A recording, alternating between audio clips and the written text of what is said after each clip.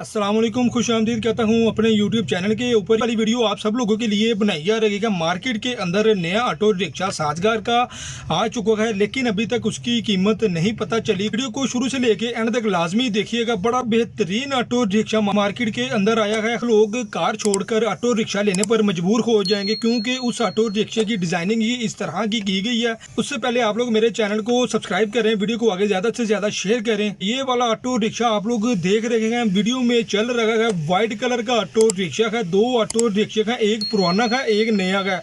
नए वाला auto rickshaw white colour का आप लोगों को देखने को मिलेगा। बड़ा बेहतरीन ऑटो रिक्शा कंपनी की तरफ से निकाला गया है, लेकिन अभी तक इसका रेट वाजिया तौर पर सामने नहीं आया। तो आम ऑटो रिक्शा होता है, उसके 2 दरवाजे दिए गए हैं। इस ऑटो रिक्शे के 4 दरवाजे दिए गए हैं। इस ऑटो रिक्शे का इंजन 200 सीसी ही है, जो आम रिक्शों की तरह होता है।